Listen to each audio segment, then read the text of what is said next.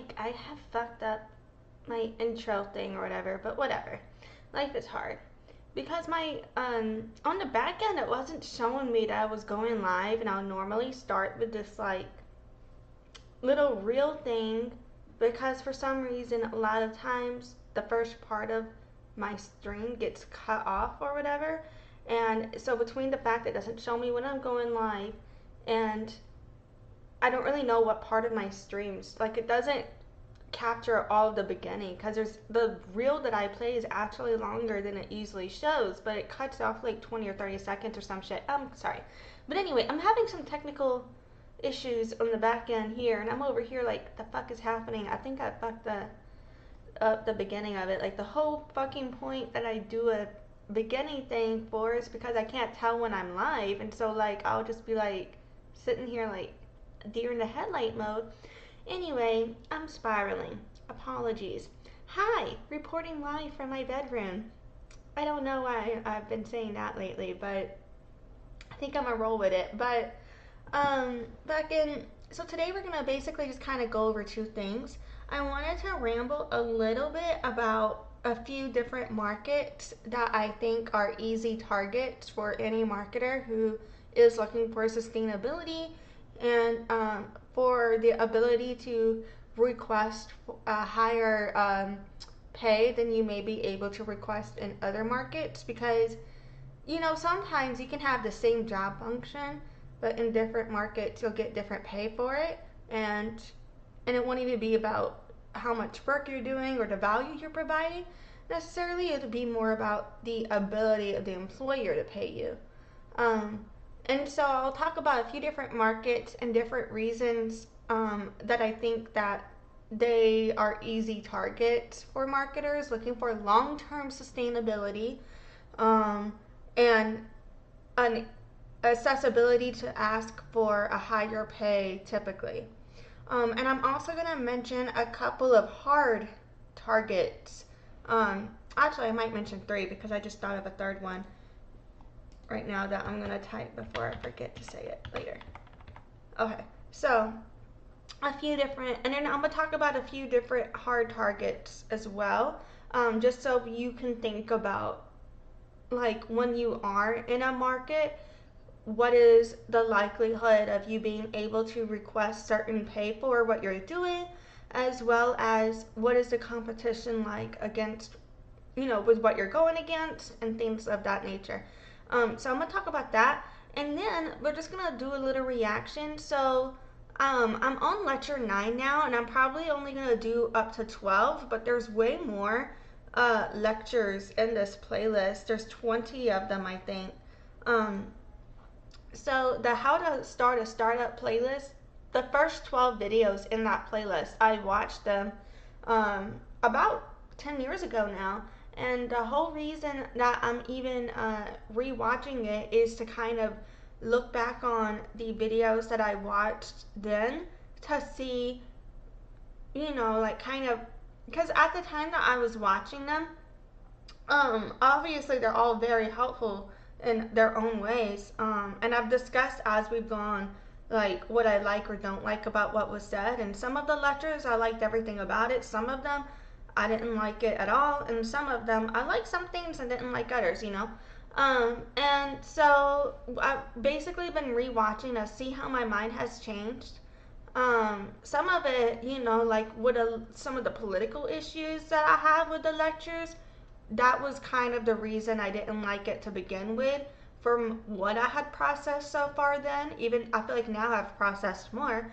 But also, like, back then, I was still within my first 5 years of business, my first few years of doing all of these things. So I didn't have as much knowledge as I do right now rewatching all of this. So it's also interesting for me to now, about 10 years later, with 14, almost 15 years experience in marketing, 16, almost 17 years experience in sales, being able to look at this again and see, like, what do I align with? What speaks out to me?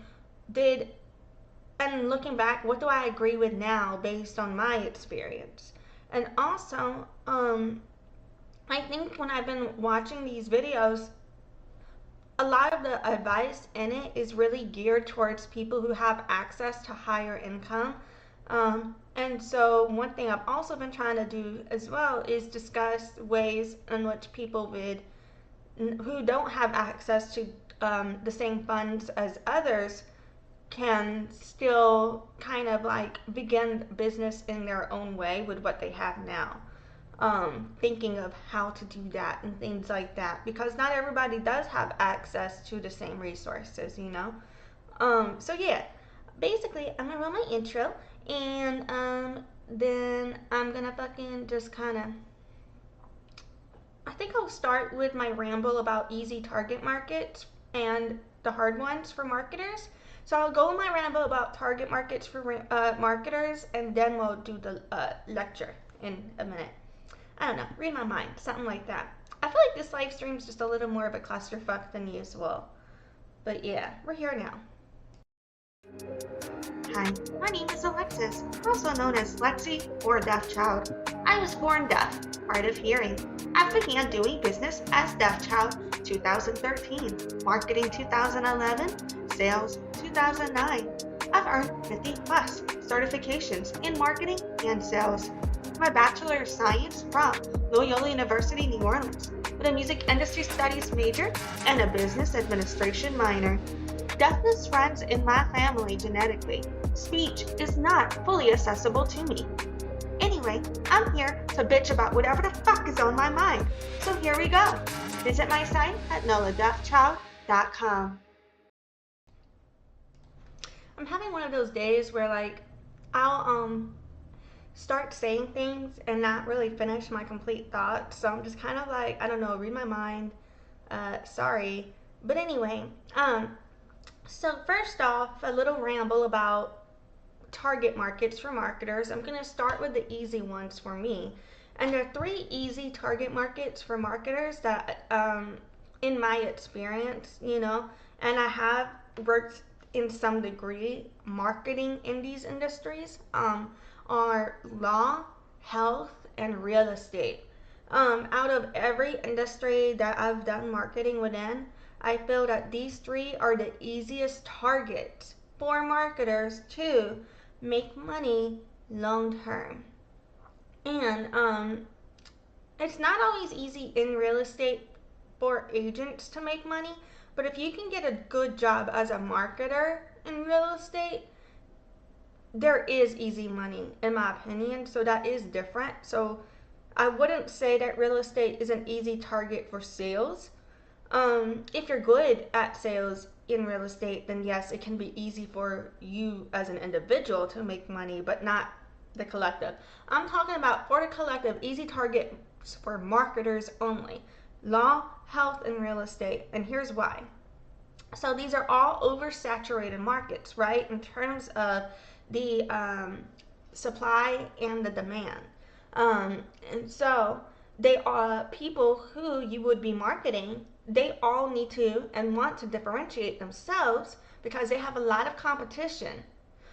So the salespeople in these industry or the people offering these services are easy to sell marketing services to if they need help. And a lot of them do. A lot of them do. There's also large returns possible. This is reason number 2 here. They have high sales value or traffic. Number 3, guaranteed need. Everyone needs legal protection, medical care, housing. So therefore, guaranteed successful ads at the end of the day. I mean, unless you really don't know what you're doing. Okay, and then, but I'm assuming that you're a marketer who is on your shit, you know? Anyway, but yeah, number 4. Oh yeah, you know what? Back to number 3. Everybody needs legal protection, medical care, and housing. I forgot to say, because of that, that's part of how and why between that and the high sales value or traffic, that you can charge not only the people offering these services a lot of money as a marketer, but then also the people offering these services typically are able to set a good price range within the market limitations and the law and all that for those services and those offers. So a lot of money can be charged in these situations. So yeah.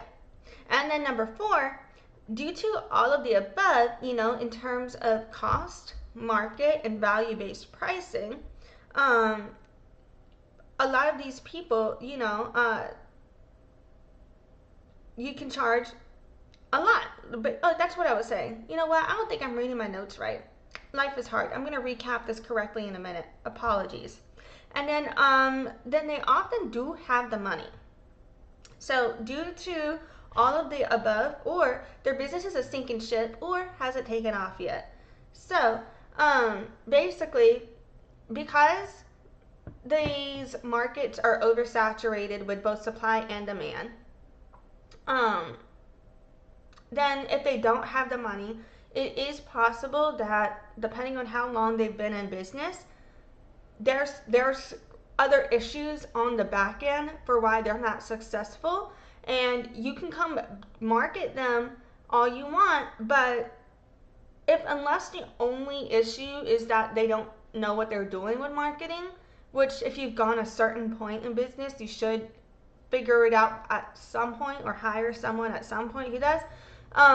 There's likely other issues preventing them from taking off. So in a lot of cases, it could just be a sinking ship for other reasons. And so sometimes, when people are already a sinking ship, they'll hire marketers thinking it's going to fix everything, and then kind of blame the marketer if they're not able to fix all these other issues. So, for example, sometimes with marketing, you're not able to get authority to do things that would properly get them money. They want to just hire you to keep doing what they were already doing as an extra hand. And in that situation, yeah, they can pay you all they want to do what they want to do, but they're not going to get a different result unless they allow you to do something different that you know how to do, because you're the expert, right? And they obviously don't know what the fuck they're doing, or they wouldn't need you unless it's an overflow issue. Then they wouldn't be a sinking ship. But in this scenario, if they were a sinking ship and they were only allowing you to do what they were doing, then it would be very easy for them to, just kind of like blame you, because they'll be like, well, you were the one marketing even though you weren't allowed to do your own thing. So yeah, so that's the thing. Sometimes with businesses, or they haven't taken off yet, if they are just starting, and I think it could be a different time frame for everybody, but within law, health, and real estate, obviously you're not gonna typically, with the expenses it takes to start up a business, I wouldn't expect every business to necessarily have been profitable, depending on how much they invested up front to start. But if it's within the first few years in these industries, it could be an issue of they just haven't taken off yet. But once it hits like 5 to 10 years in these industries, that's when it's like, okay, this isn't a startup issue. This is becoming a pattern, So yeah, because there can be a lot of reasons for delays within those first 3 to 5 years or so. But after you get to 5 to 10 years, and you're not seeing that progress, then there's some other issues happening. So yeah, so typically that's why at this stage, like if you're in marketing for law, health, or real estate, you can typically expect that, if they've been in business for a certain amount of time, they should either have the funds, or you should be worried about your long-term sustainability in these businesses because there's somebody that's not managing their money right? Anyway, and the reason I'm saying that is because, I did work at a law firm where they were sanctioned by the state bar because of mismanaging money. Like, So sometimes you can be the best marketer in the world, but if you're working with people who aren't being ethical in business, you can't stop the ship from sinking if that they're the captain of. You know what I mean? If I don't know if I'm making sense. Like, but whatever. I'm sorry. I'm rambling. But yeah, okay. So I'm just gonna try and sum up that portion here, the easy targets for marketers in law, health, and real estate, and why. Oversaturated markets, large returns possible, guaranteed need, can charge them a lot of money, often have the money. So yeah, I don't think I said that right as I was reading my notes, so sorry about that, but hopefully you still know what the fuck I meant. I think I still said everything. But yeah, okay.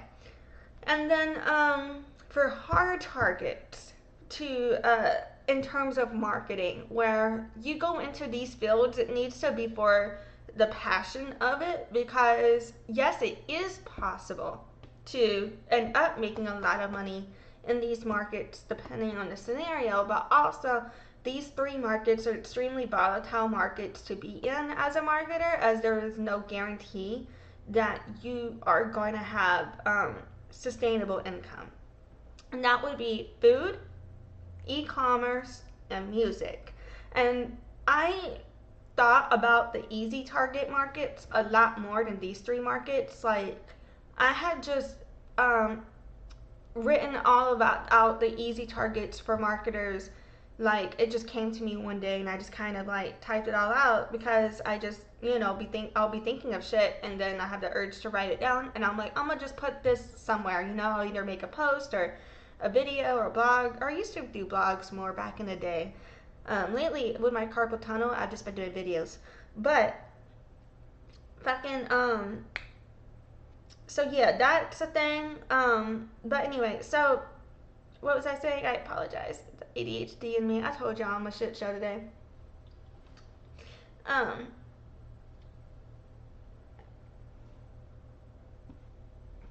Wow, I'm just reading the captioner. It said, "Are you stupid blog?" I never said that, but I honestly don't know what the fuck I said, but I'm hoping the other captioner on here gets it right, because what the fuck?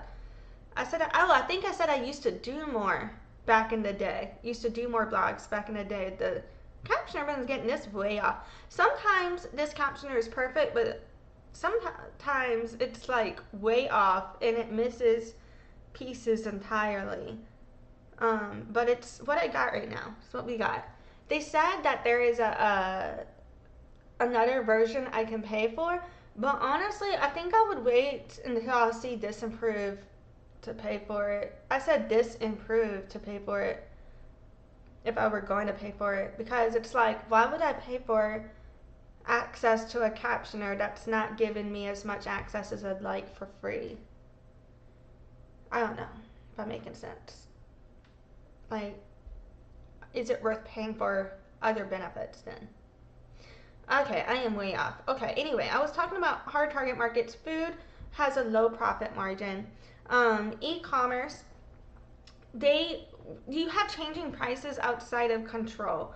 Particularly, depending on what you're selling, you can have multiple influences to what your pricing could be, because there could be multiple elements going into your offer. Even if it's a dress, like you could have one person could be charging for the fabric, another person could be charging to sew it, to cut and sew it together, and then another person could be charging to tag it and ship it as a wholesaler to the people who sell it, and then you have to go buy it from the people who sell the dress, things like that. Like, so there'll be like multiple steps in the chain of production leading up to the result in a lot of cases. And even if you make it yourself, right? Like, I know people who make jewelry, for example, that are struggling with their current not only pricing but also ability to fulfill on the orders they already have, because they'll be like, they can't order more supply, so they're having to go back to the people who place these custom orders with them to say, I could either give you a refund, or here's what we can do with the material I can access, and things of that. Like, that is just making it way harder. And so in e-commerce and in food, there's a lot of refunds possible. Not, I mean, if it's too high, then obviously there is an issue, but there's a higher refund acceptance normalized in these industries than any other industry, you know? Um, so that's also something that you have to factor into your pricing and the return on investment. In these two industries, you also have, unless you're working for typically for a major corporation, in a lot of cases, for the smaller shops, there's a very high turnover rate in terms of the shops staying in business in a lot of cases. Um, Oh, and I also forgot to say music as well and entertainment. Any entertainment art industry are very hard targets as a marketer because people don't like, even though people need to eat food, not everybody needs to go eat your food. You know what I mean? And a lot of people, they'll be like, you really have to provide a good offer or be convenient because in a lot of cases, people are like, if I can make that home, why the fuck would I pay you to do it? Unless they can't go home in that moment or they don't feel like cooking or something like that. But then it's like, there's so many places you can go eat, especially in New Orleans. Like, you have to be really good to stay in business. And even if you are really good, that doesn't necessarily mean you'll stay in business because there can be events like pandemic shutdown, or where, you know, in New Orleans, certain restaurants opened up based off of the parade routes. And the parade routes, they were about the same for so many years that, like, that's how their business funds kind of began, how their business stayed in business was based on parade traffic. Well, then parade routes changed. So now there's no traffic by those businesses at those times of year anymore. You know, you never know when, like, if you base your business off of an anchor event, for example, and that could be in the music industry. All music industry events are those types of events that other businesses would base their businesses off of, right? Um, Such as marketers. Like, you never know when something is going to get moved, shut down, canceled. Like, there's so many factors outside of your control. Um, with music, also, most musicians and art, most artists, most musicians aren't making a lot of money. The people who do make a lot of money and who get to that higher caliber also typically, they don't get there unless either they're talented enough to make it on their own, because nobody wants a liability. They only look for assets that are already going to be profitable. Or you might, if you have the right connections and the ability to pay them, you are rich enough and you don't necessarily need talent if you have money. um, you know what I mean? Like, we see that all the time too. Like, it's like somebody who they just had enough money to promote themselves on that level. They're not even that good. No, I mean, they're probably good enough. Like, that sounded rude, but because I do have a respect for anybody making art, no matter what it is. I think that it is natural as humans for us to begin rating and comparing people's skill and talent against each other, but at the same time, I think we shouldn't shame anybody for not being as skilled or talented as another person just because they want to express themselves too, unless what the fuck they're saying is never, you know what, never mind, I was about to say, unless they're doing stupid shit, but I don't know. Anyway, I apologize. So, food, e-commerce, art, very hard targets. I've had a lot of experience in these industries, and I think they're industries that are nice to be in for the love of it.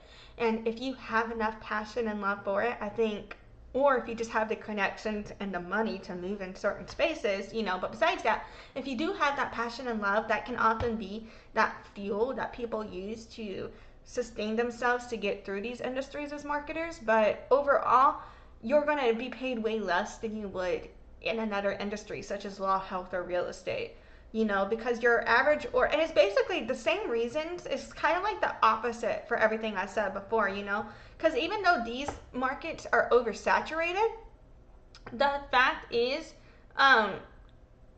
every person they're not easy to sell because they don't have as much money to access. And the way that they differentiate themselves is through their offer that they're producing, right? So like in law, health, and real estate, yeah, you can go through different targets. Like in law, you could choose to be a bankruptcy lawyer, you could choose to be a divorce attorney. In health, you go into specific practices of medicine, whether that's physical or mental. And then in real estate, you could choose whether or not you're going to do commercial or what's the word for when it's like your personal, whatever, but you know what I mean, or residential, or if it's going to be fucking, like multi-family apartment houses, or if you're going to do luxury only, you do have the ability to choose and select the audience that you're going to serve, but you don't have as much room to differentiate yourself in a lot of ways, in terms of how you're going to offer that, right? Versus with food and with drinks, you can change the recipes. I don't know if I'm making sense. Like, you can offer different services, and you can have different ways other than other people that you follow through on it. But at the end of the day, the execution of your offer, like if you're in law, you have to follow the court procedures. You can't not follow court procedure. Like if you're in health, you're supposed to follow medical procedure. Like if you're in real estate, that's basically, like, at the end of the day, that's contracts. Like, contracts have regulations and stipulations. It's a regulated market. These are regulated markets, right? Versus food, yeah, it's technically kind of regulated.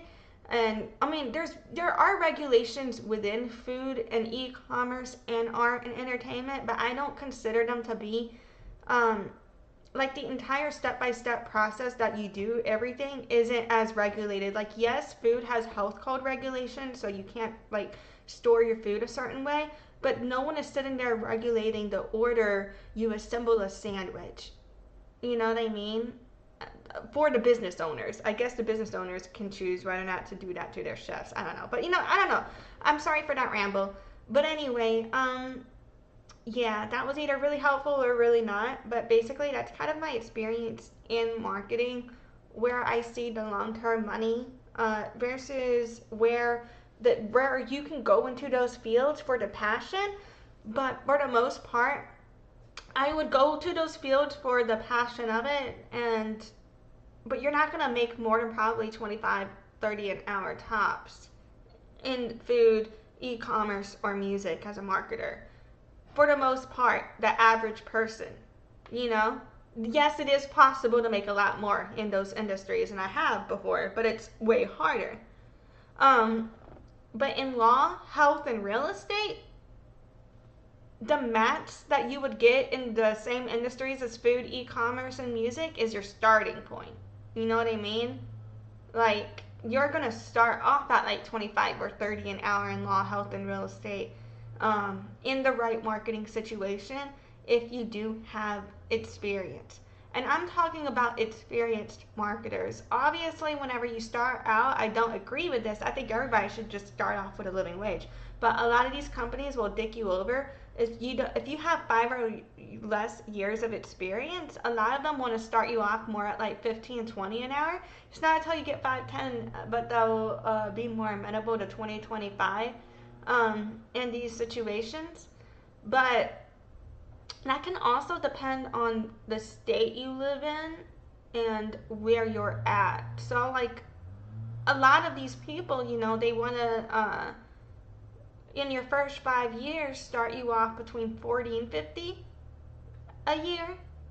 And then within your 5 to 10 years is when they'll be like, yeah, let's give you 50 to 60 for the average person, right?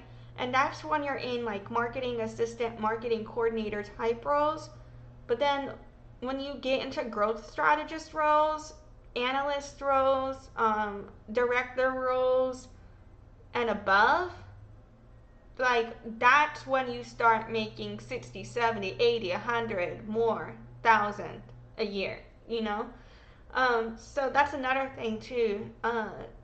Obviously, I'm overgeneralizing, but I just wanted to say too that I do recognize that the title of your role can also put a determining factor into the longevity and the sustainability you're going to have somewhere. Okay, I think I'm done now for real.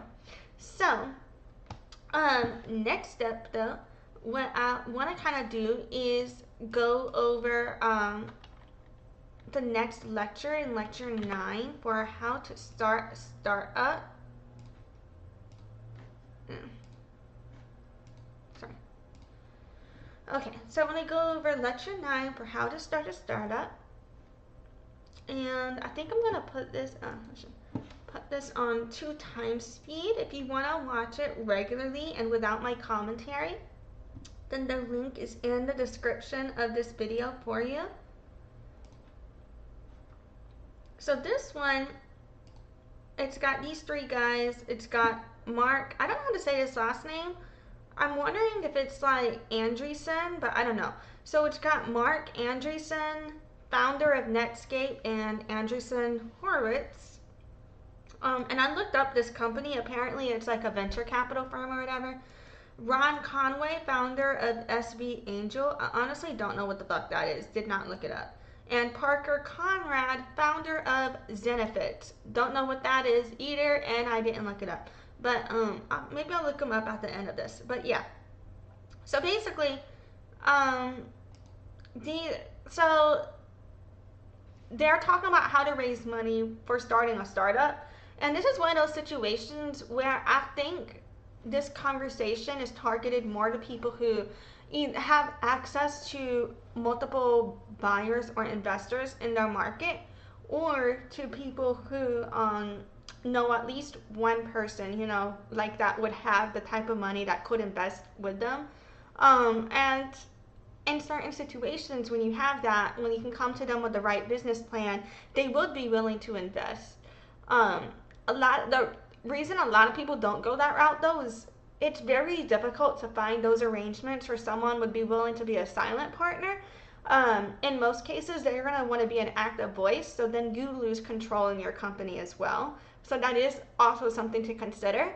But for people who don't know anybody, what I would look into is, like, in New Orleans, for example, we have Idea Village, and their whole thing is helping people who want to start up a business get access to funding and resources, and at least put together a plan for what it would take to execute on their business. And another thing that people do also is some people, they might have access to a little bit of money, but not a lot of money. And so sometimes if they know what industry they want to go in, but they don't care about if they own their business, they just want to invest in something that they can sustain themselves and have some form of ownership in, some people will choose to franchise. I feel like I have to sneeze. There it is. Yep, I've been sick. Anyway, so, sorry. I'm about to go wash my hands real quick, but then I don't want to touch my mouse. Yeah, well, we're here now. I'm going to run away and wash my hands. Can I move this with my elbow? I'm just moving this with my elbow, nothing to see here. What if I just... Yeah, this is working. Hold on. That's not working.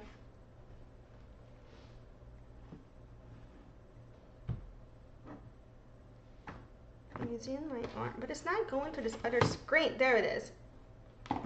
I couldn't get my mouse because my controller is on this screen, but my mouse is over on that one. I was trying to like knock it over, but it was just staying at the edge.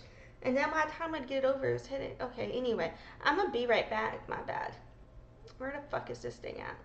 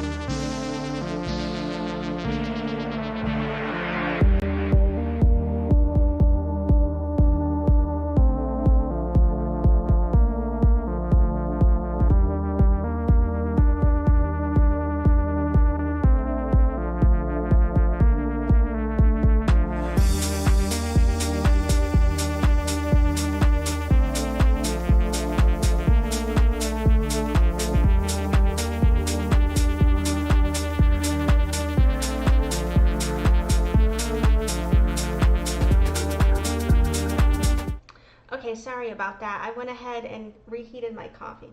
Anyway, I forgot where I was. Apologies. I was talking too long about, oh yes, I was bitching about how to raise money. And I was mentioning Idea Village, and then I sneezed, I think, if I'm not mistaken. So, yeah. Anyway, fucking,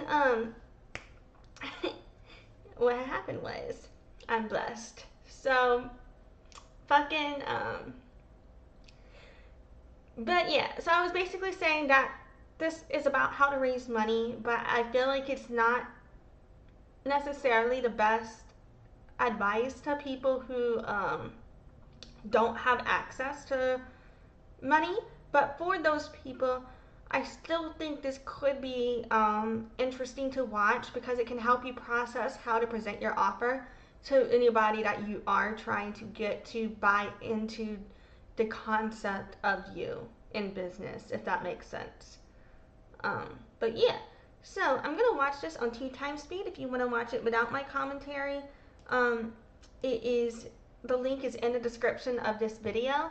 And we're just gonna do a few more of these reactions because there's like 20 in these videos, 20 videos in this playlist. I'm not using the right words, but I didn't watch all of this. I only watched 12.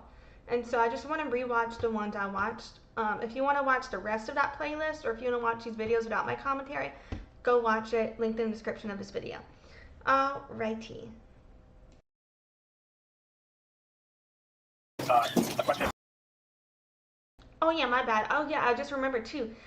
Besides Idea Village, if there are also other avenues too, like so if you are part of certain communities, for example, if you are indigenous, there's currently an organization called NDN Collective, and they help indigenous people who have business ideas begin their business and their organization and their initiative, things of that nature, right? So you can also look into like what is the community around you offering to you as well. Sometimes you never know, even if you do come from a community that doesn't have access to the same resources as others, you never know what type of community organizing is being done to support your community and trying to combat that. So look into that also.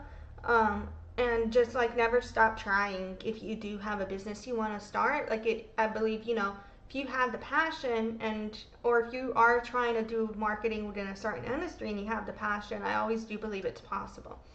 All right, here we go for real. For marketing, just like number one question, what makes you guys decide to invest in a founder or a company? Either of you. So, No. You first. Well, we have a slide on that. We have an app for that. Mark can start. We try to get your slide up. Okay. All right. Guys, So say the question again. What makes you decide to invest in a founder or a company? So what makes us invest in a company is based on a whole bunch of characteristics. I've been doing this since 1994, right before Mark got out of the university. I was born in 1993, so that's hilarious. But I was born at the end of 1993, and so literally the very end of it. So he's basically been doing this as long as I've been alive. That's hilarious. University of Illinois. So SV Angel and its entities have invested in over 700 companies. So to invest in 700 companies, that means we've physically talked to thousands of entrepreneurs. And there's a whole bunch of things that just go through my head when I meet an entrepreneur. And I'm just going to talk about what some of those are. And literally, while you're talking to me in the first minute, I'm saying, is this person a leader? You know, is this person rifle focused and obsessed by the product? I'm hoping, because usually the first question I ask is, what inspired you to invent this product? I'm hoping that it's based on a personal problem that founder had, and this product is the solution to that personal problem. Then I'm looking for communication skills, because if you're going to be a leader and hire a team, assuming your product is successful, you've got to be a really good communicator, and you have to be a born leader. Now, some of that you might have to learn those traits of leadership, but you better take charge and be able to be a leader. So this right here, actually, I'm very glad he said this because I feel like a lot more people go into business than they should without, not that they shouldn't be in business, but without focusing on learning or getting trained on leadership. A lot of people that are in business in upper management positions, it's not that they're bad at their job or executing on their function of what they're supposed to do, but what a lot of people are bad at is leadership, team building, team leading, and communicating and supporting their team. I feel like if a lot more people had leadership and management training, then there would be a lot less toxicity in the workplace. I said toxicity, Toxicity. Okay, the captioner did not get that any of the times. Tox, there we go, Icity. Alright, toxicity, fuck it. Oh, now it wants to get it. Ah, fuck that thing. But it literally put hot society, man, the fuck? Okay, alright, sorry. Alright, let's keep watching this. I'll switch back to the slide, but let's let Mark. Yeah, I agree with all that. I guess and there's a lot of detail in this question that we can talk about, and we may be even a little bit different than Ron. We're different than Ron. We actually invest across stages. So we invest at the seed stage, venture stage, growth stage, and then we invest in a variety of different business models, consumer, enterprise, and a bunch of other variations. So there are kind of fine-grained answers, that we could get into if there's specific questions. Two general concepts that I would share. So one is the venture capital business is 100% a game of outliers. It's extreme exceptions, right? So the conventional statistics are, on the order. So normally I watch these on 2x speed, but these people are actually speaking really fast for once. They're usually speaking a bit slower. So I'm gonna put it down in 1.75 speed, but basically had just said previously, where I was just mentioning that one of the things he looks for is leadership.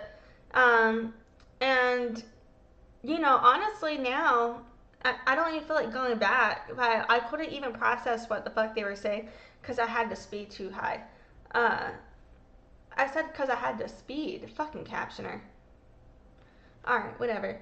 But anyway, so let's keep watching now. The order of 4,000 venture fundable companies a year who want to raise venture capital. About 200 of those will get funded by what's considered a top tier. Okay, I can process that better. I think they're talking about how they decide what they're going to fund. VC. About 15 of those will someday get to $100 million in revenue, and those 15 from that year will generate something on the order of 97% of all the returns for the entire category of venture capital in that year. And so venture capital is such an extreme feast for family business. You're either in one of the 15 or you're not, or you're in one of the 200 or you're not. And so the big thing that you're just looking for, no matter which sort of particular kind of criteria we talk about, they all have the characteristic that you're looking for the extreme outlier. The other thing I'd highlight that we think about a lot internally is we have this concept: invested strength versus lack of weakness. And at first that sounds obvious, but it's actually fairly subtle, which is sort of the default way to do venture capital is to kind of check boxes, right? So, really good founder, really good idea, really good, products, really good initial customers, check. Okay, this is reasonable, I'll put money in it. But what you find with those sort of checkbox deals, and they get done all the time, what you find is they often don't have something that really makes them really remarkable and special, right? They don't have an extreme strength that makes them an outlier. On the other side of that, the companies that have the really extreme strengths often have serious flaws. And so one of the cautionary lessons of venture capital is if you don't invest on the basis of serious flaws, you don't invest in most of the big winners. And we could go through example after example of that. But that would have ruled out almost all the big winners over time. Okay, another thing is I love that they're saying that, like, you should invest based on the strength of your flaws, right? Because I'm somebody who likes to be very transparent about what my strengths and weaknesses are in business. And the reason being is that way, if I'm not able to execute or produce on something that needs to be done, you know what my limitations are, so you can still go make sure it's getting done. Versus, I know other people who tell me not to do that. They tell me that I need to act like I can do it anyway because corporate doesn't want to hear that if I can or can't do it, it makes me look bad. But in my opinion, wouldn't it make me look worse to say I could do something that I know I'm not going to be able to do? But that's how people move, right? And so I think for me, transparency, like, and some people, they go against transparency because that's how they have gotten by. But that's not how I move, because that's what makes me anxious, to not be able to be in a situation where I can articulate my weaknesses and still be supported, Like, if I can articulate my weaknesses to you and you're still supporting me so I can focus on my strengths and show you what my strengths are, that's when I'm able to actually produce really, really well. Because, like, if, for example, if you are, like, I used to lead drill teams, and I used to be a support squadron commander for ROTC, going back to that. Well, part of what we would do in that would be recruiting specific people to perform in physical training competitions. And I used to compete. But, and they'd be having to do all sorts of shit, push-ups, pull-ups. Pull-ups are my weaknesses. I'm really good. I can do push-ups better than I can do a pull-up. Things of that nature. But we would have a team of like 10 people for the PT team, but not every single person would have to compete in every single category, right? So I'm good at long-term running, like marathon running or like a mile or a few mile running. Like a long term, like if I can last if you want to go running, but I'm not gonna be as fast as other people because I have the fuck was it called? Bronchopulmonary dysplasia. I was born with underdeveloped premature lungs. And part of my situation is I have shortness of breath still. I'm a twin, and we were born 2 months premature in the 90s. And so I said we were born premature. Fucking captioner. Whatever. Anyway. So that impacted my ability to breathe. And yeah, which impacts your ability to be physically active. Who knew you needed to breathe for that shit, right? But anyway, I'm sorry. So my point is though, it's like, why would you put me in a pull up if you know that's my weakness? Why would you put me on a sprint if you know that's my weakness when you can put me in a marathon? When you can put me on push-ups? When you can let me focus on what I'm good at so then I can actually rank for you in the competition, right? It's like if you are a good manager of your team, you get to know each person's strengths and weaknesses so then you can use your characters accordingly, if that makes sense. I don't know if I'm making sense. Apologies for that ramble, but yeah. Okay. Time. And so at least what we aspire to do is to invest in the startups that have a really, really extreme strength along an important dimension, and then be willing to tolerate some other set of weaknesses. Ron, we got your slide up. Okay, I don't want to overdwell on the slide, but when you first meet an investor, you've got to be able to say in one compelling sentence that you should practice like crazy what your product does, so that the investor that you're talking to immediately can picture the product in their own mind. Probably 25% of the entrepreneurs I talk to today, still after the first sentence, I don't know what they do. And as I get older and less patient, I say, back up, I don't even know what you do yet. So try and get that. So I kind of want to read this. Basically, they have a slide on here, and it says what Ron and SV Angel look for in a company. And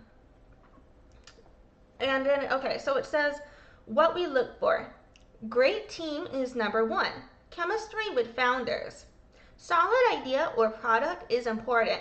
Prerequisite. Company in growth sector. Solving practical and real problem. Strong network effects and first mover advantage. Metrics matter. No signals of consumer adoption. Early traction and working beta product. Good elevator pitch. Keep it simple. Decisiveness. Often tested in building the team. Executive summary is important as a door opener. IP, intellectual property, does matter. Don't over-negotiate or dwell on terms. Get back to building a big company. Hire ahead of needs and do backdoor references. Understand success rate. Distribution and business development, always important. Sales. For founder personal characteristics. So first we looked at what we look for, and this is about how they represent the business in my opinion. In terms of the personal characteristics that they see from the founder, they list decisiveness, often tested in building the team. Okay, so that's repeat. Do not procrastinate. Be proactive. Clear vision. Entire team understands direction and mission. Team and team builder as CEO. I feel like I'm not speaking. Passion. Flexibility on idea and morph constantly. Float like a butterfly, sting like a bee. Good listeners. Not me then. Good listeners, strong-willed but flexible. Reliability and responsiveness. Move fast. Sweat logistics. Devil is in the details. Execution is everything. Make mistakes, but learn from them. Trust your gut. Make decisions. Over-communicate with everyone, the team, investors, customers, etc. Hire aggressively ahead of needs. Lead by example, 24/7, no distractions. How to pick your investors. Ooh, that's nice. I like that. So they give what they look for out of the presentation, in my opinion. Then they give what they look for out of the people speaking from the presentation, in my opinion. And then they're showing what those people, I think, should be looking for from the investors, if I am understanding correctly. It says how to pick your investors. Rolodex versus time versus pedigree and track record. So by Rolodex, I'm assuming they just mean contact database, you know? And then it says helping on next financing round. How many repeat entrepreneurs choose again? Backdoor references. Value add. Business advice via pattern recognition. Experience. Mentoring. Network. Syndicate. Responsiveness. I feel like if you take this slide out of context, it reminds me of the buzzword corporate jargon video I did making fun of corporate speak. But in context, I actually do really appreciate how they separated this and listed this out. I think it's very helpful to anybody who is organizing their pitch and pitching to others and thinking about what are they going to put into their presentation and what are they going to look for if they are going to choose an investor. So I actually do really appreciate it. And I want to skip to the second column. You have to be decisive. The only way to make progress is make. I forgot to turn the captioner back on, but he said he was going to skip to the second column, and then he was saying that the only way that you have to be decisive and the only way to make progress is to make decisions. And we are here now. Apologies. I had turned it off so I could read, and I forgot to hit the button again. Okay. Make decisions. Procrastination is the devil in startups. So no matter what you do, you got to keep that ship moving. If it's decisions to hire, decisions to fire, you got to make those quickly. All about building a great team. Once you have a great product, then it's all about execution and building a great team. Parker, could you talk about your seed round and how that went and what you wish you had done differently as a founder raising money? Sure. So actually, I think my seed round, most of the stuff with my current company felt like, from a fundraising perspective, felt like it came together relatively quickly. But actually, one of the experiences that I had. So, you know, I was just thinking, so to a point, I understand what they're saying would fire quickly when they're talking about that. But I feel like because this concept is thrown around so much, because that idea, I've heard it in almost every business class I've ever been in, and I believe, if I'm not mistaken, this is like the second or third time it's come up in these lecture series that we've been watching. And so I believe, you know, like that concept, a lot of people in business, if they do any type of studying for it or lectures, hear it. And so it's a mindset that does get passed around, and that a lot of people, that's what they act on.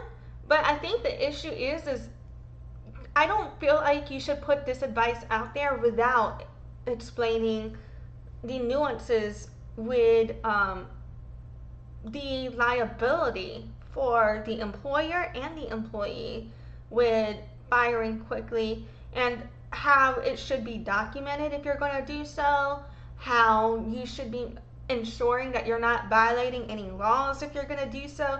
Because yes, it is true that most states in America are at-will states, and you don't need to give a reason to fire them. But on another level, if certain situations have taken place, you can't just fire them quickly to get rid of them and make that problem go away.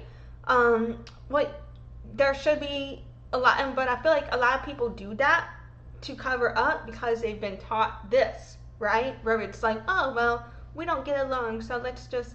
But what the issue is there is if you only hire in that manner, then you're just going to be surrounded by a yes man club, where then, to a point, yes, you need everybody on board with the mission and willing to execute. You know, like you're all on a ship in the middle of the ocean. Everybody needs to be on board with getting from point A to point B safely, right? But on another level, if somebody's like, hey man, there's a fucking iceberg, we should go around the iceberg. And people are like, no, we're gonna hit the iceberg because this is the path we decided to take, get on board. And you're like, I don't wanna hit an iceberg. Maybe we should like get a life raft or something. You know, like sometimes people will treat you like, just because you're like, hey, there's an iceberg here, they will be like, well, you're not on board with the destination then, so get off the ship, right? But so that can happen if you create a yes man scenario. That's where sometimes in that situation, you need to be careful with the way you hire and fire quickly, in my opinion. Like you need to reflect on and give people a chance. On another level, I do agree with the fact that, but I feel like there needs to be actual situations that have occurred. People should have room to express doubts or issues with certain aspects of a project based on their experience, right? If they, there's a certain level to which I feel like people should be able to do that. On another level, though, I do feel that, like, at a certain point, though, like, there is a difference between, being like, hey, there is an iceberg, and, like, we should do something about this iceberg, versus someone getting on the ship, taking off, and then a few hours later, basically just being like, fuck this ship, fuck all of you, I want to go back to land, I don't want to be here. Like there was a difference. There's a clear difference when somebody is just bringing the ship down for no reason, the mindset of the ship down for no reason, and poisoning the mind of the ship, versus when somebody is literally trying to look out for the ship's best interest, but you're so concerned with being the top dog that you don't give a fuck if there's an actual problem as long as people are metaphorically sucking your dick, versus like if somebody's actually going around gossiping, talking shit, making people feel bad, putting bad words and bad intentions in people's heads. Those are two different scenarios. That's the situation where you need to fire quick. Or if it's somebody who, like, it's one thing to, like, I'll disagree with my clients all the time, but like, look, man, I personally wouldn't do that. And here's why, right? But if they still want me to do it anyway, I'll be like, fuck it. You're paying, unless it's against the law or against my ethics, even if it's, then I won't do it. But even if it's not something that I would, if it's just about like, I wouldn't do that though, if I were you, because of certain risks, but they still want to take those risks, it's not my risk to take, it's their risk. I've done my diligence by informing them of the risk. They still want to do the thing, let's do it, bitch, fuck it. You know what I mean?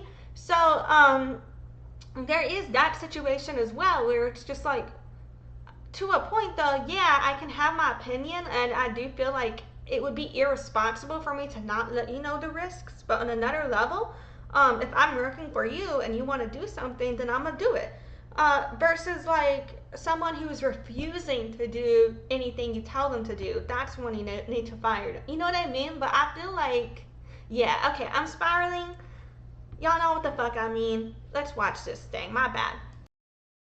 I started a company before this that I was at for about 6 years, and my co-founder and I pitched almost every VC firm in Silicon Valley. We literally went to like 60 different firms, and they all told us no. And we were constantly trying to figure out, how should we adjust our pitch, and how should we do the slides differently, and how do we tweak the story and that sort of thing. And at one point there was this sort of key insight that someone gave me when I was pitching actually someone at Coastal Ventures. This VC said, guys, he was looking for some very particular kind of analysis that we didn't have on hand. And he was like, guys, you don't get it. He was like, if you guys were the Twitter guys, you guys could come in and you could just be like, blah, blah, blah, and like, put whatever up here, and like we would invest in you, but like you guys aren't the Twitter guys, so you need to make this really easy and have like all this stuff ready for us and all this kind of stuff. And I took like the exactly opposite lesson of what he, I think, wanted me to take away from that with, which was like, geez, like I should really just figure out a way to be the Twitter guys. And like that's the way to do this. And so actually, like one of the reasons I started my current company, or one of the things I found very attractive about Zenefits is as I was thinking about it, it seemed like a business. I was so frustrated from this experience of having tried, for like 2 years to raise money from VCs, and then sort of decided like the hell with it, you can't count on there being capital available to you. And so the business that I started seemed like one that like actually just maybe I could do it without raising money at all. Like there might be a path to kind of there was enough cash flow. It seemed compelling enough that I could like do that. And it turns out that those are exactly the kinds of businesses that investors love to invest in, and it made it incredibly easy. So I actually think Sam's very kind and said I was an expert fundraising. The reality is I don't actually even think I'm very good at fundraising. It's probably something I'm like less good at than sort of other parts of my job. But I think if you can build a business that's where everything's like moving in the right direction, if you can like be the Twitter guys, like nothing else matters. And if you can't like be the Twitter guys, it's very hard for anything else to make a difference for things to kind of come together for you. Why did that VC say be like the Twitter guys when the fail whale dominated the site for 2 years? Because it worked. Yeah. The other point I want to make is bootstrap as long as you possibly can. I met with one of the best founders in tech who's starting a new company, and I said to her, well, when are you going to raise money? I might not. And I go, that is awesome. Never forget the bootstrap. So I was actually going to close on this, but I'm just going to accelerate it because Parker, I think, just gave you the most important thing you'll ever hear. And, I've been talking about my experience bootstrapping for a long time. If you choose the bootstrap method, that's going to expand your startup phase exponentially. And your growth is going to be much slower than the average person's unless you have access to bigger funds than the average person. So, a lot of people, they hear the advice, I'm just going to bootstrap, and then they start bootstrapping and they give up because of how much harder it is to do and how long it takes to actually successfully bootstrap without investment. But it is possible. It's just like you really do have to have the passion for the field in order for it to be successful. And it's not that, people who didn't be successful didn't have enough passion, but it's just that if you don't have the passion to keep going, you won't make it if you don't have the money, because that's what's going to keep you going without the money. That's what's going to make you put your time and your resources into it, but if you're not as passionate, then you're less likely to invest that time and resource. But you can still be passionate and end up deciding that it's not the best action for you to continue trying at this point in your life. That doesn't mean you weren't passionate or didn't care to keep doing it. It just meant that you needed to take a different path. But I just don't think that bootstrapping is possible without the passion because of how hard it is. So yeah. Here, which is what I was also going to say, which is, so the number one piece of advice that I've ever read and that I tell people on these kinds of topics is always, it's from the comedian Steve Martin, who I think is an absolute genius, wrote a great book on his startup career, which obviously was very successful. The book's called Born Standing Up, and he literally, it's a short little book, and it describes how he became Steve Martin. And the heart of the book is, he says, what's the key to success? He says the key to success is be so good they can't ignore you, right? And so in a sense, like all this, we're going to have this entire conversation, I'm sure we'll keep having about how to raise money, but in a sense, it's all kind of beside the point, because if you do what Parker's done and you build a business that is going to be a gigantic success, then investors are throwing money at you. And if you come in, with a theory and a plan and no data, and you're just one of, the next 1,000, it's going to be far, far harder to raise money. So that's the positive way to put it. It's going to be so good they can't ignore you. In other words, you're almost always better off making your business better than you are making your pitch better. The other thing, that's the positive way of looking at it. The negative way of looking at it, the cautionary lesson is that, and this gets me in trouble every single time I say it, but I'm on a ton of flu medication, so I'm going to go ahead and just let it rip. Raising venture capital is the easiest thing a startup founder is ever going to do. As compared to recruiting, right? As compared to recruiting engineers, in particular, as compared to recruiting engineer number 20, it's far harder than raising venture capital. Selling to enterprise customers is harder. Getting viral growth going on a consumer business is harder. Getting advertising revenue is harder. Almost everything you'll ever do is harder than raising venture capital. And so I think Parker is exactly right. If you get in a situation in which raising the money is hard, it's probably not hard compared to all the other stuff that's about to follow. And it's very important to bear that in mind. It's often said raising money is not actually a success. It's not actually a milestone for a company, and I think that's true, and I think that's the underlying reason. So I feel like for people without access to connections in venture capital, when they're talking about getting funding is the easiest part, it's like, are you fucking kidding me? That's the one reason that I haven't been able to be successful, right? But it's like, for them, from their perspective, they're speaking about if you have the access and the communication and you do have a strong enough offer and the ability to follow through on presenting it, then in that situation, the community you have access to will easily buy into it. If you have the right thing to sell and you can position it in the right way, if people have money, it's not hard to sell it to them. For example, it's not hard for any weed dealer to sell weed. Why? Because everybody loves marijuana. I mean, not everybody, but a lot of people do. You know what I mean? For example, right? So with the right offer, It's easy, like getting people to buy it and to buy into it or to be a part of that is the easy part if what you are selling is as good as weed. You know what I mean? So that's your job, is to have an offer as good as weed and to position it like a drug dealer. Yeah. It puts you in a position to be able to do all the other harder things. Related to that, what do you guys wish founders did differently when raising money? And specifically, Mark, you mentioned this relationship between money and risk, how that applies here, so maybe we could talk about that. Yeah, so the single biggest thing that people are just missing, and I think it's all of our faults, we're all not talking about it enough, but I think the single biggest thing entrepreneurs are missing, both in fundraising and how they run their companies, is the relationship between risk and cash. So the relationship between risk and raising cash, and then the relationship with risk and spending cash. So I've always been a fan of something that Andy Ratcliffe taught me years ago, which he calls it the onion theory of risk, which basically is, you can think about a startup like on day one as having every conceivable kind of risk, right? And you can basically just make a list of the risks. And so you've got founding team risk, the founders are the founders going to be able to work together. Do you have the right founders? You're going to have product risk, can you build a product? You'll have technical risk, right, which is maybe you need a machine learning breakthrough or something to make it work. Are you going to be able to do that? You'll have launch risk. Will the launch go well? You'll have market acceptance risk. You'll have revenue risk. A big risk you get into in a lot of businesses that have a sales force is, can you actually sell the product for enough money to actually pay for the cost of sale? So you have cost of sale risk. If you're a consumer product, you'll have viral growth risk. Well, you get to think about viral growth. And so a startup at the very beginning is basically just this long list of risks, right? And then the way that I always think about running a startup is also the way I think about raising money, which is it's a process of peeling away layers of risk as you go, right? And so you raise seed money in order to peel away the first 2 or 3 risks, right? The founding team risk, the product risk, maybe the initial launch risk. You raise the A round to peel away the next level of product risk. Maybe you peel away some recruiting risk because you get your full engineering team built. Maybe you peel away some customer risk because you get your first 5 beta customers, right? And so basically the way to think about it is you're peeling away risk as you go. You're peeling away risk by achieving milestones. And then as you achieve milestones, you're both making progress in your business and you're justifying raising more capital, right? And so you come in and you pitch somebody like us and you say you're raising a B round. The best way to do that with us is you say, okay, I raised a C round, I achieved these milestones, I eliminated these risks. I raised the A round, I achieved these milestones, I eliminated these risks. Now I'm gonna raise a B round, here are my milestones, here are my risks. And then by the time I go to raise a C round, here's the state that I'll be in. And then you calibrate the amount of money that you raise and spend to the risks that you're pulling out of the business. And I go through all this, in a sense it sounds kind of obvious, but I go through all this because it's a systematic way to think about how the money gets raised and deployed as compared to so much of what's happening.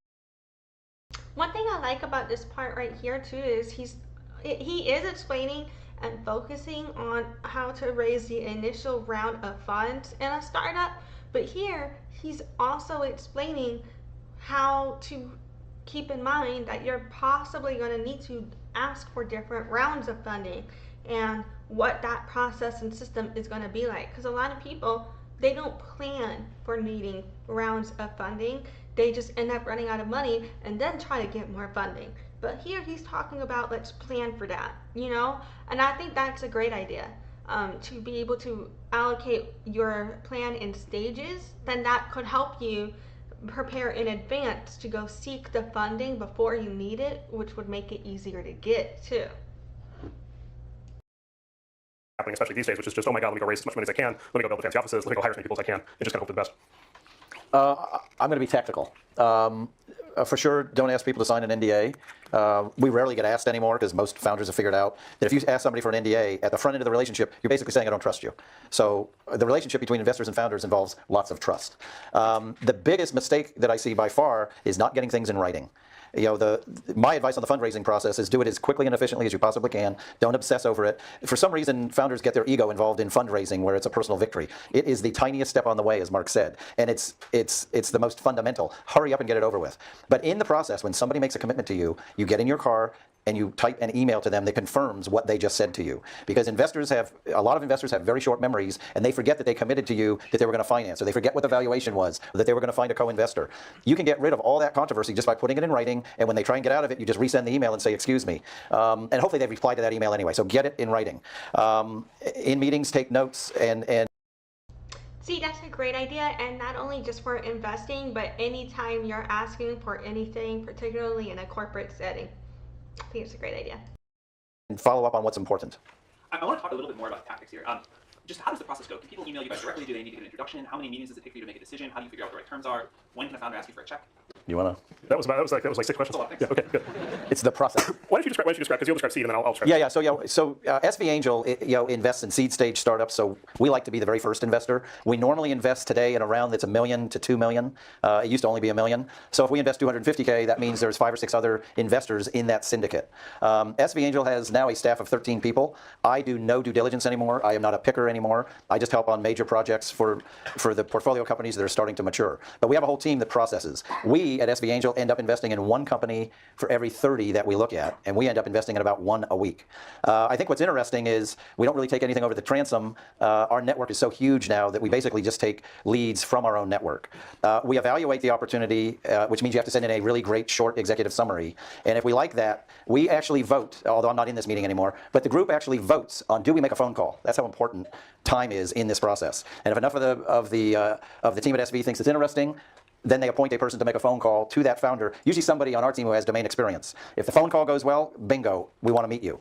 If SV Angel asks you for a meeting, we are well on our way to investing. If that meeting goes well, we'll do some background checks, backdoor background checks, get a good feeling about the company, the market that they're going after, and then make the commitment to invest, and then start helping get other value-add investors to be part of the syndicate. Because if we're going to have an equal workload, we want the other investors in this company to be great angel investors as well. So I'll talk a little bit about the venture stage, kind of the Series A stage, that follows. So to start with, I think it's fair to say at this point that the top tier venture capitalists pretty much only. I also really like that he's talking about putting in systems for multiple investors to work together for the success of companies as well, because a lot of people, when they think about getting investment, they only think about one source. And he's like, well, what about multiple sources? I like that. Invest in two kinds of companies at the Series A stage. One is if they have previously raised a seed round, and so it's almost always the case when we're doing Series A investments. The company has $1 million or $2 million in seed financing, from Ron and folks that he likes to work with. Almost always, by the way, Ron, just to be clear, and folks he likes to work with. So first, either they have a seed round. So if you're going to raise Series A, the first thing to do is raise seed, because that's generally the way the progression works at this point. Every once in a while, we'll go straight to A on a company that hasn't raised a seed round. Really, the only times though that happens are when it's a founder who has been a successful founder in the past, and it's almost certainly somebody we've worked with in the past. So we have an announcement. We just did one of these. We'll announce in a few weeks, where it's a founder who I was an angel investor. Actually, I think Ron was also in the team's company in like 2006. And then the company did its thing, and then ultimately was acquired by another big company. And then that team now is starting their new thing. So in that case, we're just going to jump it straight to an A because they're so well known. They have a plan all lined up for it. But that's the exception. It's almost always preceded by a seed round. The other thing is, I guess I mentioned this already, but we get, similar to what Ron said, we get 2,000 referrals a year through our referral network. A very large percentage of those are referrals through the seed investors. And so by far the best way to get the best introductions to the A stage venture firms is to work through the seed investors, or to work through something like Y Combinator. Speaking about terms, what terms should founders care most about, and how should founders negotiate? Maybe Parker can start with those. Sure. Well, I think probably precisely because of what Mark said, the most important thing at the seed stage is picking the right seed investors, because they're going to sort of lay the foundation for future fundraising events. They're going to make the right introductions. And I think there's an enormous difference in the quality of an introduction. So if you can get a really good introduction from someone who a venture capitalist really trusts and respects, the likelihood that that's going to go well is so much higher than sort of like a much more lukewarm introduction from someone they don't know as well. So at the seed stage, probably the best thing you can do is find the right investors. And then how does the founder know who the right investors are? Well, I think it's really hard. So one of the best ways, not to give a plug for YC, but YC does a very good job of telling you exactly who they think those people are, and can really direct you towards. And I actually have found it to be like pretty accurate in terms of like who you guys said were going to be the best people. Like they ended up being the most helpful as we were raising subsequent rounds. Sort of really provided the best introductions, and the people who maybe I thought were. Oh yeah, and another thing where I was talking about like Idea Village and Indian Collective before, this program, Y Combinator, that we are watching the YouTube video for, and they actually changed their name from Y Combinator to YC Root Access. But so in these videos, when you see Y Combinator, that's YC Root Access, it's the same. That company, they also help people who are trying to start up a business startup. So definitely make sure you're looking into these types of situations where if you don't have access to investors otherwise, those types of organizations, as well as networking generally, just going out and not being afraid to just talk about your business. Like anytime somebody tries to talk to you, fucking start talking about your business. And it's great because if you don't want to talk to them, chances are if they're not interested, they'll try to run away from you.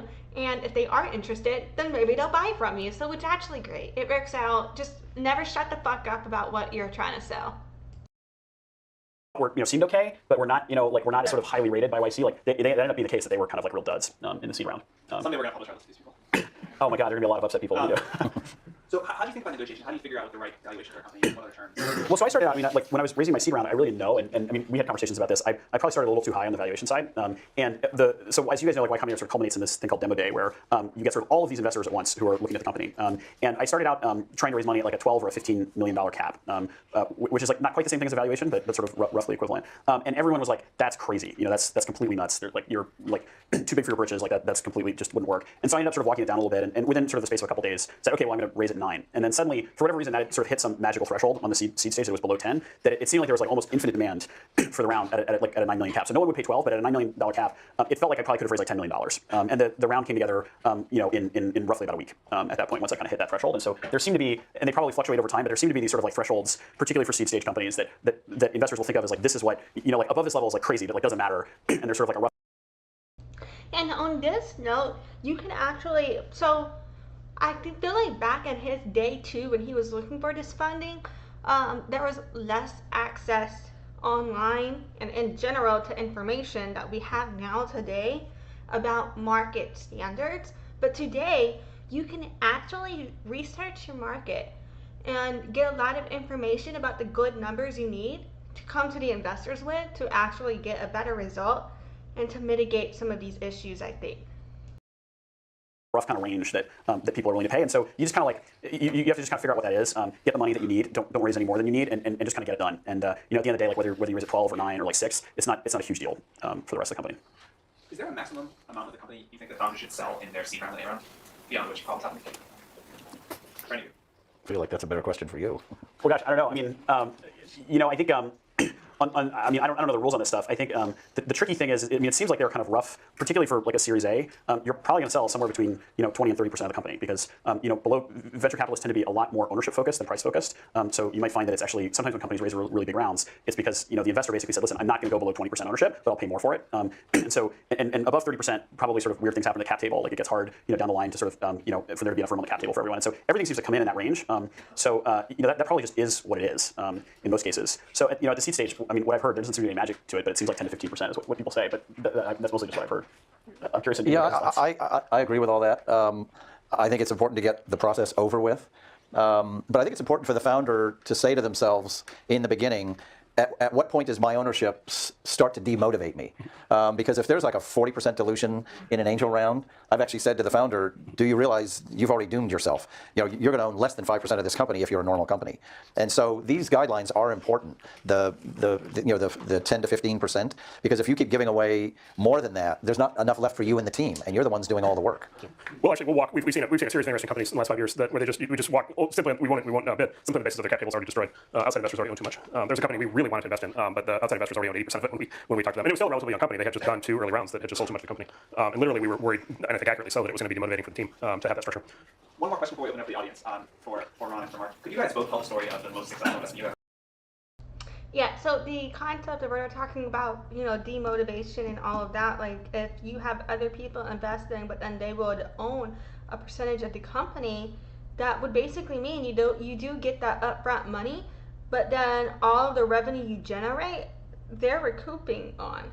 So that's a situation with a lot of people in businesses, where it looks like they're doing well to start, and then one day they're just like down and out. The reason being is a lot of times if they do start off on other people's funds and they're not negotiating in a good way for themselves for long-term sustainability or managing their business in a way to set them up for that, then they end up crashing because they were never having a business plan that was supporting them long-term to begin with.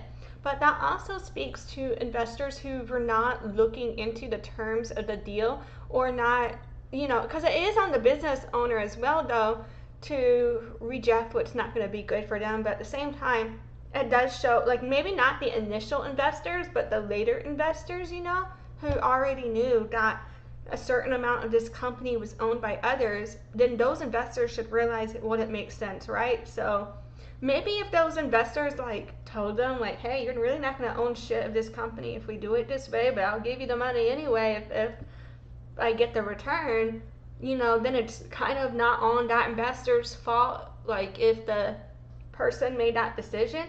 But these are the reasons and how people who were able to get a lot of money up front don't stay in business. So yeah, I'm really glad that they talked about that, because I don't think this has been mentioned at all in these conversations yet. Made and how that came to happen. Other than Zenefits, of Other course. than Zenefits. Yeah, other than Zenefits. For me, clearly, it was the investment in Google in 1999, and we got Google return out of it. But funny enough, I met Google through a Stanford professor, David Cheriton, who's in the School of Engineering. He's still here. He was actually an angel investor in Google and an investor in our fund. And kind of the quid pro quo we have with our investors in the fund is you have to tell us about any interesting companies that you see. And we loved it that David Cheriton was an investor in our fund because he had access to the computer science department's deal flow. And we were at this party at Vivek Ranadive's house in full tuxedo. I hate tuxedos. And anyone here know David Cheriton? Because you know for sure he does not like tuxedos, and he was in a tuxedo. But I went up to him and we complained about our attire. And then I said, hey, what's happening at Stanford? And he says, well, there's this project called Backrub, and it's search by page rank and relevancy. And back in today, page rank and relevancy, everyone says, oh, that's so obvious. In 1998, that was not obvious. That engineers were designing a product based on this thing called PageRank, and all it was a simple algorithm that said if a lot of people go to that website and other websites direct them there must be something good happening on that website. That was the original algorithm. And the motivation was relevance. So I said to David, I have to meet these people. And he said, you can't meet them till they're ready, which was the following May, funny enough. I called them every month for 5 months, and finally got my audition with Larry and Sergey. And right away, they were very strategic. They said, we'll let you invest if you can get Sequoia. We don't know Sequoia, but they're investors in Yahoo. And because we're late to market, we want an OEM deal with Yahoo. And so I earned my way into the investment in Google. So I'll talk on the other side, which is Airbnb, which we actually were not early investors in. We did Airbnb as a growth round. We did the first big growth round in Airbnb at about $1 billion valuation in 2011. And I think that will turn out to be, I believe that will turn out to be one of the spectacular growth investments of all time. We'll see, but I think this is really going to be one of the big companies. So I'll tell that story because it's not a story of pure genius. That's crazy too, because at this time Airbnb wasn't as big as it is now, and so now that it's this huge thing, they're like, we'll see. But that kind of shows like the systems that he was presenting on how to choose a company, and also how to choose an investor.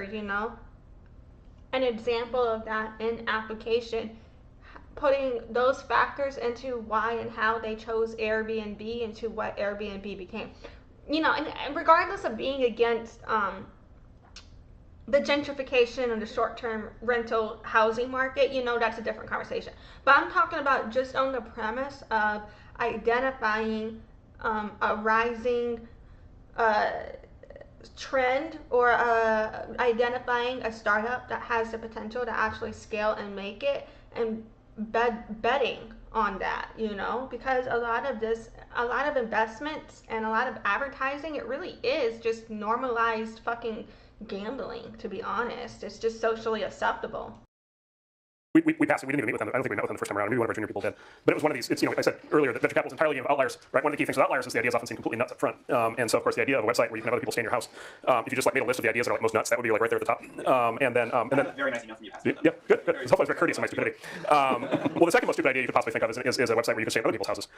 And so the Airbnb uniquely combines both of those bad ideas. So, of course, it turns out they've unlocked an entirely new way that basically software eats real estate. They've unlocked this just gigantic network effect. It's a gigantic global phenomenon. It's going to be an enormously successful company. So part was just coming to grips with the fact that we had whiffed on our initial analysis of the idea, and that the numbers were clearly proving that we were wrong, and the customer behavior was clearly proving that we were wrong. So one of our philosophies at our firm is we're multi-stage. The big reason for that is so we can fix our mistakes, and we can pay up to get in later when we screw up early on. The other thing I'll highlight though is the other reason why we pulled the trigger at a high valuation when we did was because we had spent time at that point with founders, with Brian and with Joe and with Nate. And there's a friend of mine in private equity has this great line, Egon Driven, has this great line. He says when people progress through their careers, they get bigger and bigger jobs. And at some point they get the really big job, and it's some people, about half people grow into the big job, and about the other half people swell into it, right? And you can kind of tell the difference. There's a point where people just lose their minds. And one of the issues with these companies that are sort of super successful hypergrowth companies is this Airbnb was sort of the classic case. These super young founders who hadn't run anything before. So how are they going to be at running this sort of giant global operation? And we just were tremendously impressed, and are today every time we deal with all three of those guys, how mature they are, how much they're progressing. It's like they get more and more mature, they get better and better judgment, and they get more and more humble as they grow. And so that made us feel really good that not just was this business going to grow, but that these were guys who were going to be able to build something and be able to run it in a really good way. People always ask me, why do you think Airbnb is such a great company? It's funny, we're obsessing over Airbnb, but and I say to people, it's because all three founders are as good as the other founder. That is very rare. In the case of Google, two founders, one of them was a little better than the other one, but hey, he's the CEO. Every company has a CEO. I think we just got the background headline. Every company has a CEO. Yeah. Every company has a CEO. Why am I saying this? When you start a company, you have to go find somebody as good or better than you to be the co-founder. If you do that, your chances of success grow astronomically, and that's why Airbnb became so successful so quickly. The anomaly is. I really like that they're saying that. Like in business, when you work with people who know more than you, it can help you rise to where they're at, right? A lot of people, I feel that if you express that you may know more in a certain subject than them, even if you don't think you know more than everything else, I know you've never studied it before, but let me tell you why like they don't take you seriously, and a lot of people, like if you know more than them, then they don't hire you. They only hire people that they think know less than them because they're so insecure that if they think you know more than them, then they don't think that they're good enough to lead you, right? But the truth is, every human knows more or less than each other about different things. And so just because someone knows more than one thing doesn't mean that you don't know more than one thing than they do about something else. I don't know if I'm using the right words, but like read my mind. You know what the fuck I mean, right? Like every person has different skills to offer, in my opinion. We all do. Everybody has their own abilities, knowledge, and skills to offer.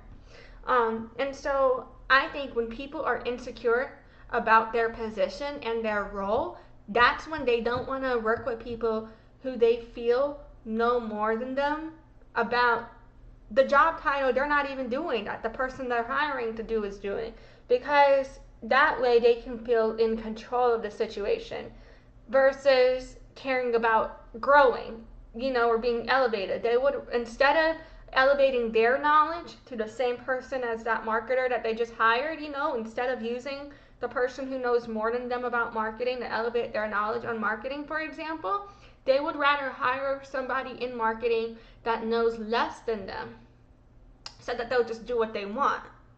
And I think that's where companies fail, is when people in business are putting down people who have skills instead of uplifting them, because then you're not sharing and exchanging information, you're suppressing it.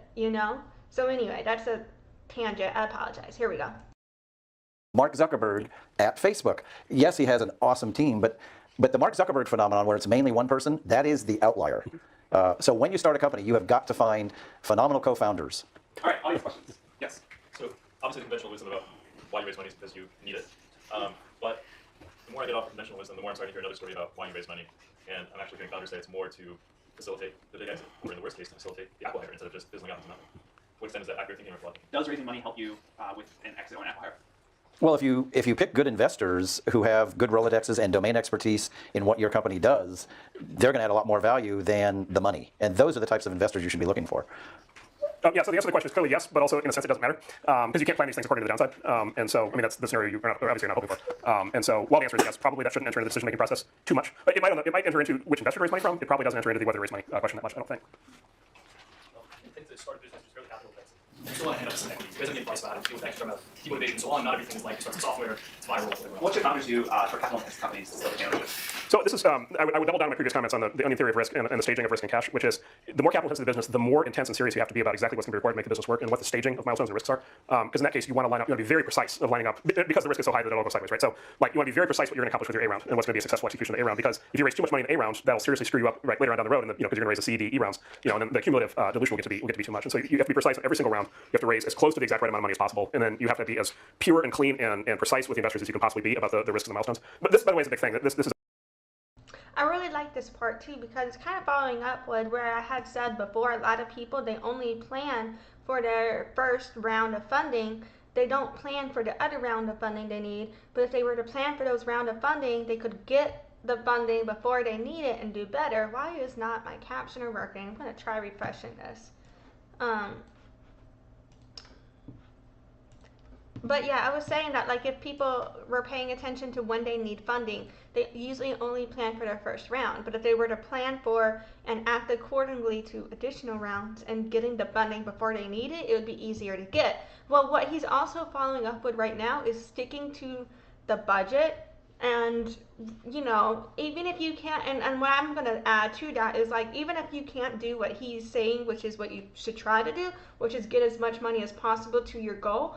But even if you can't do that, if you can still do your best to stick to the budget of what you were able to raise before you go get more and show them how you stuck to that budget, I also think that can help you as well when it comes to showing your ability to manage money and secure more funding.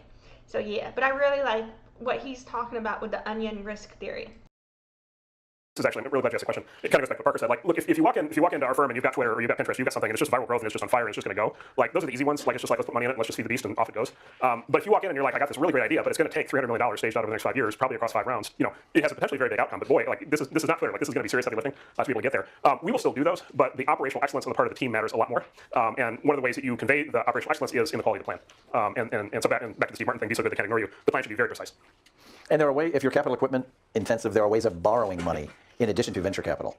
Yeah, you can take it, right? You can take out a venture debt and then later on lease financing. But again, that underlines the need for operational excellence, because if you're going to raise debt, then you really need to be precise in how you're running the company, because it's very easy to trip the covenants on a loan and it's very easy to lose the company. And so it's a thread the needle process that demands just sort of a more advanced level of management than sort of the next Snapchat. What are some bad signs for investors that you shouldn't work with for your company? Yeah, it's a good question. How do you know what's the sign you should avoid as a particular investor? Well, it's the inverse of what I said about a good investor. If it's an investor who has no domain expertise in your company, does not have a Rolodex where they can help you with introductions, both for business development and in helping you do the intros for Series A, you should not take that person.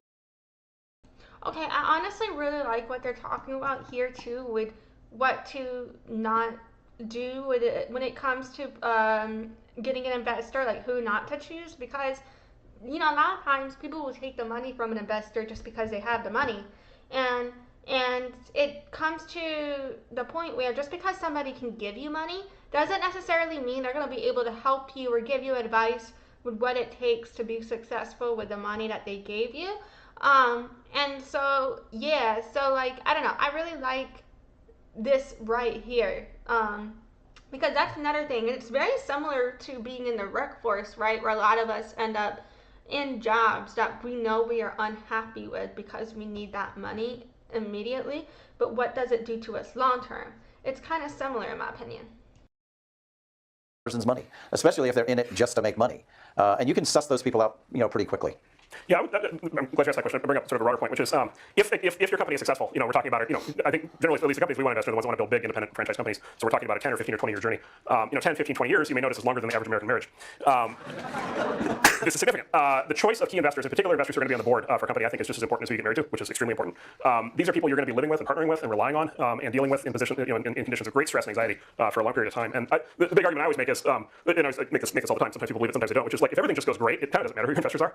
But almost never does everything just go great, right? Even the big successful companies, even the big, Facebook and all these big companies that are now considered very successful, along the way, all kinds of shit went, shit hit the fan over and over and over and over again. And there are any number of stressful board meetings and discussions and late night meetings with the future of the company at stake, where everybody really has to be on the same team and have the same goals and be pulling in the same direction, and have a shared understanding and have the right kind of ethics and the right kind of staying power, to be able to actually weather the storms that come up. And I also like where he's talking about having the right kind of ethics, because sometimes, people do kind of tend to get together in business based on their value alignment as it relates to ethics. So you will find if sometimes, being in the same ethics alignment with people can mean that you get along together, but at the same time, if you as a collective decide to act unethically, what it does is it spreads liability and increases risk for the entire company. Sometimes I feel like it can be good not to have necessarily the same alignment on every single issue, because that speaks to a difference of opinion. But at the same time, you do need a certain level of value alignment, particularly with ethics, because if you have ethics and you end up working with people who are unethical, then that's not good. Versus if you can find people who have the same ethical standards as you, then you're more likely to be in a productive and successful environment, So there's like nuances to it, right? And yeah.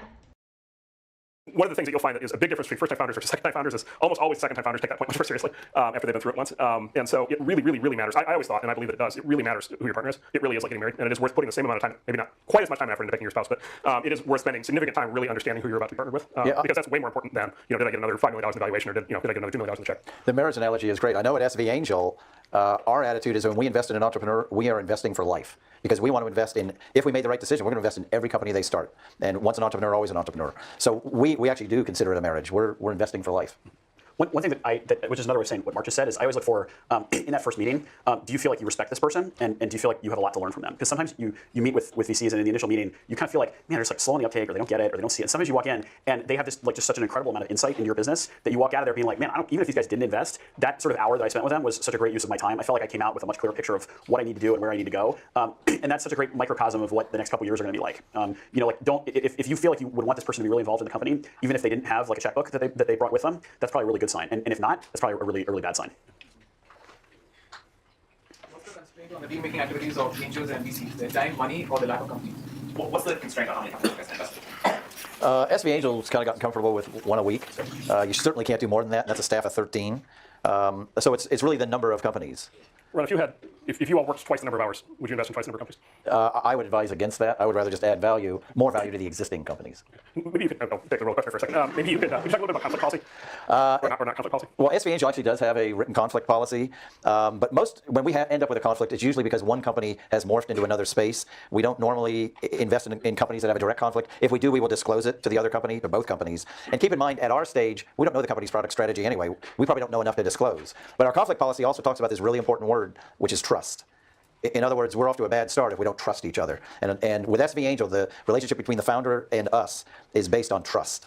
And if somebody doesn't trust us, then they shouldn't work with us. Mark, are you investing in companies? Yeah. So I really do also appreciate how they're speaking on trust, because I don't believe no matter what your business relationship is, it's going to be sustainable if you cannot trust each other. So yeah, I really do appreciate also they're making sure to reiterate that here, because a lot of people, they don't take that into consideration about, or they do, but they don't think that it's big enough to matter, like a lot of people, they'll be like, I don't trust this person, but I want their money, so I'm gonna have them as an investor in my business anyway.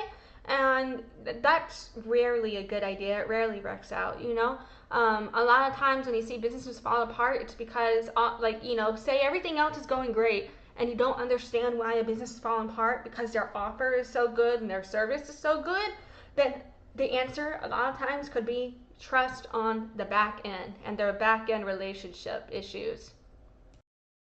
So this is actually, so let me go back to the original question, I'll come back to that. So the original question is, this is the thing we talk about most often in our firm. So this is kind of the question that's at the heart of, I think, how all venture capital operates, which is the question of constraints. So the big constraint on a top tier venture capital firm, the big constraint is the concept of opportunity cost.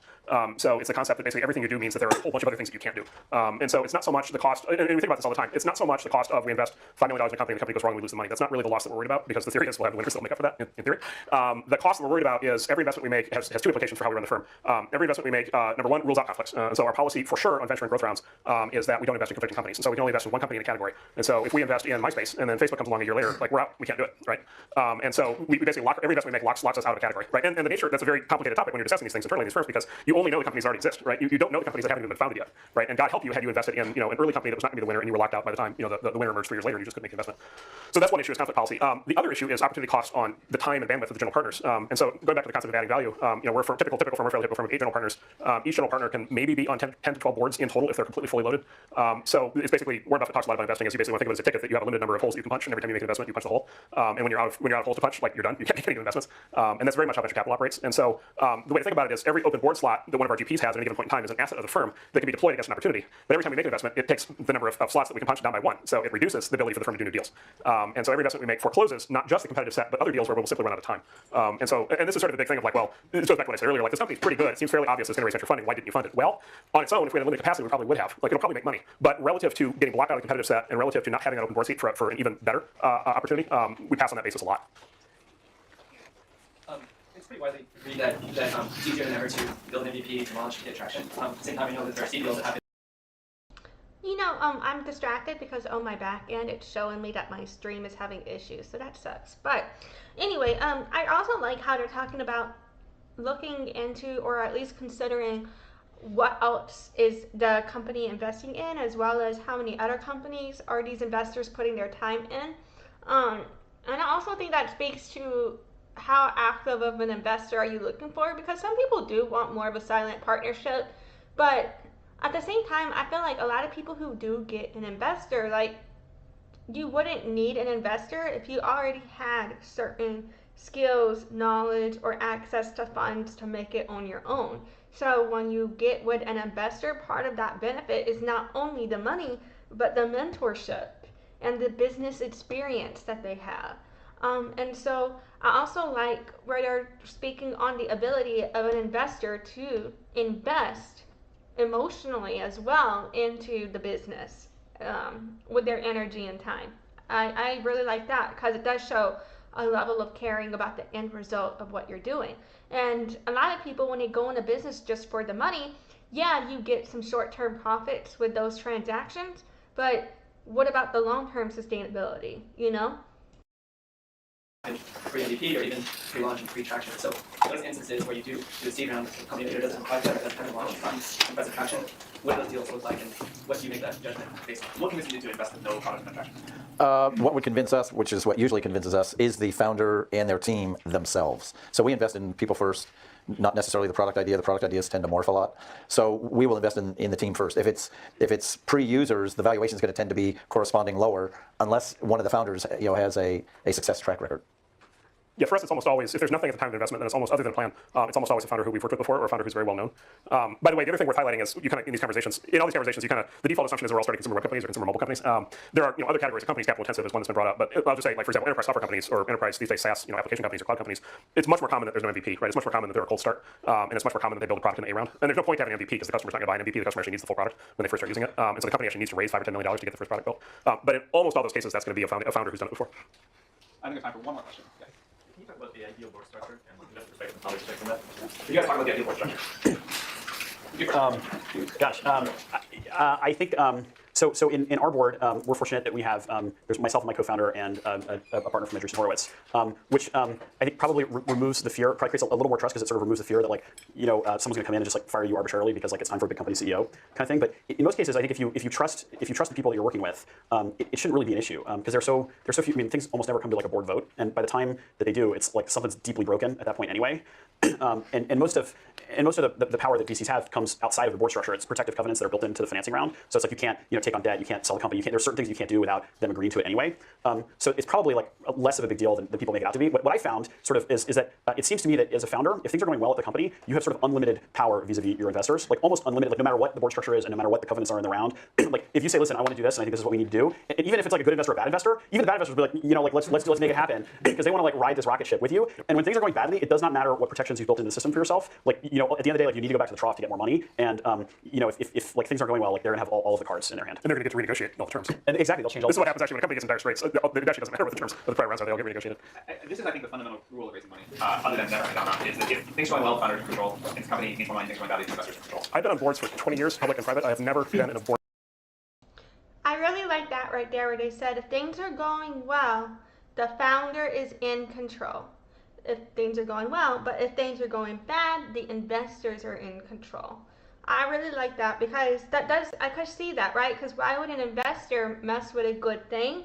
In a lot of situations, it wouldn't be until something doesn't look right that an investor would want to step in, right? Because why would you put more work for yourself? But I don't know. Yeah, I don't know. But that's standing out for me. And I also feel like internally in companies, when you work for other companies, you can also gauge what is happening with that mindset as well. Sometimes if you see certain events occurring, you can maybe realize or recognize if the company is in trouble if you notice certain things are happening. Board vote that matters. It's always been never vote. Many discussions, many controversies, many issues. Never a vote. The decision has always been clear by the end. It's either been unanimous or very close to unanimous. And so I think it is almost all around the intangibles and almost not all around the details. Okay, thank you guys very much for coming today. It's a pleasure.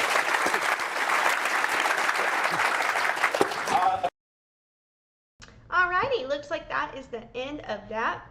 So, yeah, just to wrap up today's live stream, we kind of just talked about two things. We started off, I had my little lecture, ramble, whatever it was, on easy markets for marketers to make money. And I focused on what I consider the easy markets for marketers to make money, which would be law, real estate, and healthcare. And we also discussed some of the harder markets for marketers to make money in, which would be food and beverage, e-commerce, and entertainment, arts, music industry type situations. So yeah, and the reason being basically has to do with supply and demand, as well as the cost of the offers, as well as the sustainability of the surrounding environment for these industries. So yeah, a lot of people in marketing, you're going to have a more sustainable practice and a more sustainable career in an industry as it relates to real estate, law, or healthcare, if you can get in a good situation in one of those places, versus if you're in the arts industry, food and beverage, or e-commerce, you're going to have a higher turnover rate with either your clients or the job positions available to you, just based on the nature of the business. So we talked about that. And then we also finished up and spent most of this stream on watching how to raise money, to how to start a startup reaction. This is my 9th out of 12 videos that I plan on reacting to.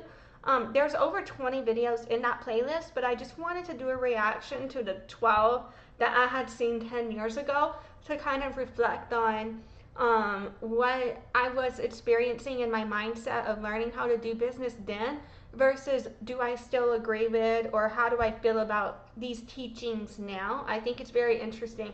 This stream that we watched today, it was with Marc Andreessen. I don't know if I'm saying that right, sorry. Ron Conway and Parker Conrad. And those people, I felt like they gave a really good lecture, particularly as a collective. I feel like a lot of times in these streams, when you see a collective teaching together, they don't provide a cohesive lecture because they're talking over each other and their tangents are not connected. But this group of guys, you know, they really did play off of each other well. They had good feedback to each other, and all of their advice was connected to each other. So it was actually a really good live stream to see. And I really liked the advice that they gave, not only as it related to what investors want to see out of a business that is pitching themselves as a startup, but I also really like seeing what the startup founders and teams should be looking for out of an investor. I appreciate how they balanced both of those aspects as well. So I thought it was a really good video. And yeah, thanks for reflecting on business with me today. We are here just considering how we want to live our lives and trying to make it better and all that good shit. So I really appreciate you being here. I'm going to timestamp this bitch as soon as I can. I appreciate you, and I hope you have a great day, and I hope everything works out for you. Yeah. Thanks for watching. Join the loyalty program at noladevchild.com/loyalty and check in during live streams to get points for rewards.